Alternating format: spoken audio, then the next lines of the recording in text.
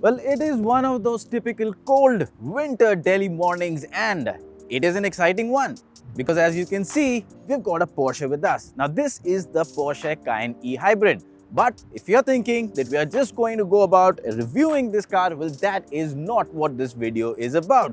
This is a very special video. Well, of course, we will tell you more about this car, but then again, there will be a lot more happening. You'll be listening a lot more about Porsche in this video, and I guarantee you it is going to be quite interesting, especially if you are a Porsche enthusiast. So let us not keep you waiting anymore and get along, going and get into this lovely car and have a blast. Press the bell icon on YouTube and don't miss another update.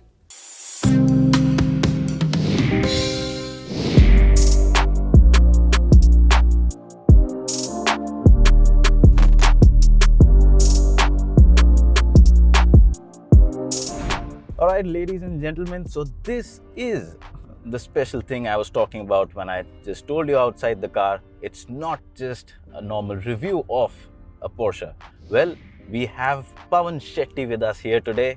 He's the top boss man at Porsche India, and he's agreed to give us time wherein we are now in the Porsche Cayenne E-Hybrid, and I'm fortunate enough to being driven around by Pavan in a while. Well, I will also drive him. But it's time to get to some interesting questions and have a chat with Pavan about Porsche, and that is going to be really interesting. So thank you so much, Pavan, for giving time to us, and I hope you're enjoying the cold winter morning in Delhi. Yes, quite different from what I'm used to coming from Mumbai. Yeah, it's nice, good change. I'll just start off with your basic take on Porsche's journey so far in India. How has this journey personally been for you, and what have been the highlights for Porsche in India till date? First of all, I must tell you, it's really difficult to focus on anything else while you're driving a Porsche. So, Yes, that's a battle in my mind right now as to split attention between a nice interview and driving this beautiful car. Yes. And I will try my best.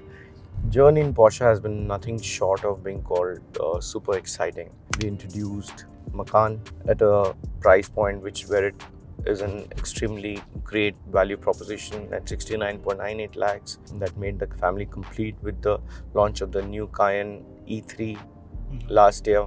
And here we are in Delhi about to launch our Cayenne Coupe, Yes, the most beautiful Cayenne I've ever seen. Also, we did something really strong to re-establish our position in the sports car segment. The 911 holds the records across categories in India, from being the fastest street legal car in the Delhi circuit to a GT3 RS being the fastest 911 on the Chennai circuit.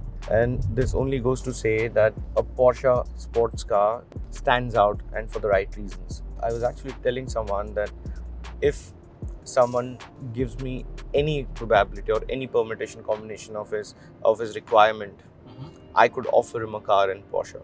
We have a lot of options within our portfolio for driving enthusiasts, and that is the only condition we have, that when you buy a Porsche, you make sure that you really enjoy driving.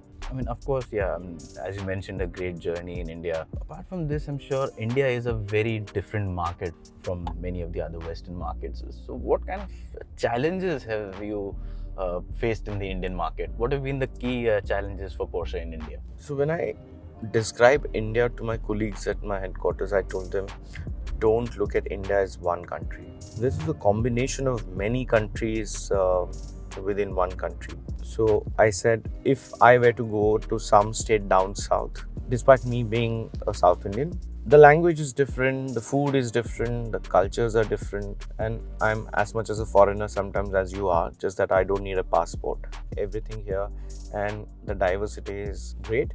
At the same time, from a business perspective, it also makes it complicated. Being a huge country, and given the fact that the dispersion of affluent is quite well spread, we have to then devise strategies to make sure that we are reaching them and giving them a standardized approach, be it sales or after sales. And then deployment of resources towards this objective has to be planned quite meticulously.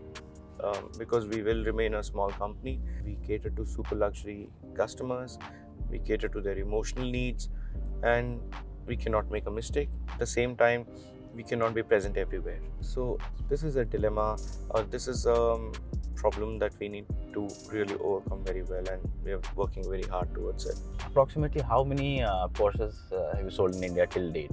So more or less we'll have upwards of 3,500 cars on the road.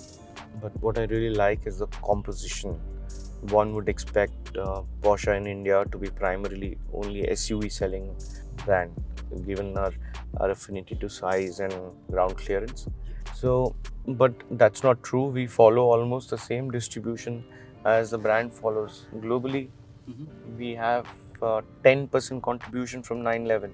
And in fact, what has been really incredible is the amount of interest people have shown in the GT segment, or what we call as really special 911s, be it a GT3, GT3 RS, GT2 RS. And I honestly never expected that to happen, because those are track spec cars. So that really told me that we've done a decent job in terms of building a brand. So what is the percentage of Cayenne in terms of sales for you? So first of all, I think Cayenne is the most popular model from the Porsche stable in India, contributing to around 45% of sales, so almost 50%. So it is a very important model within the Indian context.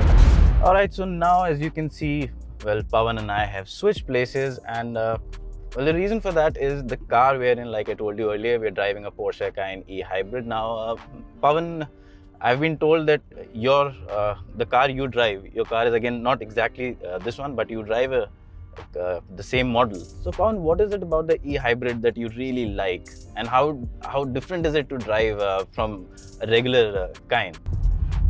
So what I really like about E-Hybrid, the first thing which comes to my mind is how quiet is it when it's driven on a battery mode. Yes, that's correct. This is fantastic, because you just have after a long day, you have your moment where you just want everything to just be quiet, and it offers a perfect atmosphere for you to relax. True. But Porsche is not all about relaxation. The battery unit also supplies up to 110 horsepower to the car. Wow. And that's how this car gets close to 460 horsepower in totality with the combustion engine. Wow. And that makes it a very powerful car. This can do 0 to 100 in just about 5.1 seconds. That's pretty much like a sport car category. For an SUV of this size, it's an amazing number. I have a charger in my office, 11 kilowatt charger, and I charge this car in about 2.5 hours only, and that gives me a range of upward 40 kilometers. So typically on a good day, I'm able to reach home and also cover half a distance back to office Without using the engine at all. Using the engine at all. That's great. And if I'm able to install a charging unit at my home as well, then I'm not using the engine at all for the whole week. Right. And that, not just from an economics point of view, but also from the point of view of emission. Right. I think it's a great step forward. Right. But on a good day, when you're doing really a long drive, and you really want to enjoy a bit of power under the bonnet, and then you move into a Sports Plus mode where both units come together and really give you the power that you need to be able to drive this car limits that is permissible in the country. Right. And the right thing to do that would be on a racetrack, of course. So all in all, hero car, efficient, powerful, and yet very comfortable. Absolutely. So that's what really makes the hybrid so close to my heart. That brings us to the highlight of this conversation, what you were telling us earlier. Really good looking Cayenne Coupe that is about to be launched, and that's the reason why you're here in Delhi. Tell us a bit about the Cayenne Coupe. Really the reason to get it to India. Did you do any kind of a research, or did you get feedback from your customers that they want a vehicle like this? See, the first reason why somebody would buy a Porsche, as I told you earlier, is absolutely the driving dynamics of it. Right. Okay. So anything that accentuates it would obviously have takers, and there's no doubt about it. Yeah. So when you see the design of a coupe, there have been coupes before with other brands, but what really stands out Cayenne in its coupe body format is very clear that a coupe in other brands will have a compromised headroom at the rear seat. Yes, that's very common across most coupe But SUVs. with a Cayenne coupe, it's designed in a way where despite you losing some of the height, the seat is designed in a way where the headroom in this car, which is not a coupe, and a coupe is not different. Okay, so between a standard Cayenne and the Cayenne coupe, the difference in headroom is not really much. It's not there. Yeah. Wow. On top, obviously, now since you have a coupe, you expect it to be able to have better aerodynamics. So you have an active spoiler, which deploys over 90 kilometers per hour. You have some of the performance function as standard. For example, the Sports Chrono package, where you are able to choose the drive mode is standard on that car. It's optional on this car. Okay. You have a good 20-inch wheels, which is standard. Plus, you don't have an option of you only get a glass roof in that car. Of course, you can also choose a carbon fiber roof. Okay. And all in all, that drops close to around 20 kg in the car. And it does, the Cayenne Coupe Turbo does 0 to 100 in just about 3.9 seconds. Wow. And in my opinion, I think that's quite fast for a 2-ton SUV. Yes. Reaching that speed so quickly. And so that is what makes Cayenne Coupe completely a different product. The design, obviously, whenever you see the car, it is the most beautiful Cayenne that I have seen. Yeah. The fly line is fantastic. Definitely remind you of the 911. Yes, I can see every time you say the Cayenne Coupe, it just brings up a smile on your face. For me, I think it will be true for all the Porsche models. Yes, yes. And I had a pleasure of driving it in Nice, and the car handling is absolutely like a thoroughbred sports car. Wow. Its ability to corner, hold the road is fantastic. And I've already told you what Cayenne is all about, and some of these features which get accentuated, I think really adds to the entire character of the car. Okay. And that makes the car absolutely attractive. In India, what is the kind of uptake for these optional packages within Porsche? Because I'm sure most of our viewers know that not all Porsches are same. You can customize them like really well as per your preference. So what is the uptake for such performance packages and interior or design packages? So performance packages are quite high in demand because, as I said earlier, most of our customers are the ones who drive the car themselves. Right. So obviously, a Porsche, when you buy, you would also like to have the option that Porsche provides in terms of enhancing the driving performance. True. Apart from that, when you talk about interiors, our customers really like to individualize their combinations. Right. And as you rightly said, we offer them so many options where almost most car becomes unique. And I think that's where we stand out. No two cars are usually same. Yes. Be it the wheel size, be it the wheel design, be it the color of the car, be it the combination of interiors, be it the choice of wood that you want to use in the car, and so on and so forth. So there could be a unique story to every car, and I think that's what our customers like. Because even if somebody he knows has a car, that car would not be similar to this car. I'm sure a lot of Porsche enthusiasts would want to know what next, what can we expect from Porsche in India in the coming time. Two parts to it. One, in terms of the exciting cars, what new Porsche models we can expect, and second, in terms of business, what are your expectations from the Indian market in the coming years? So let's talk about the cars. As I'm sure you already know that Taycan was globally has done its global debut, Yes. and it's a matter of time that it also comes to India, and we intend to introduce it to this country around the mid of next year. Okay. So Taycan would be, of course, the first Porsche electric car. I'm looking for objectives to do justice to that car, and I always fail. And it's a car that words cannot describe. Let me put it that way. Okay. And I can be easily looked upon someone that would anyway say it because I work for the brand. But this is not just me.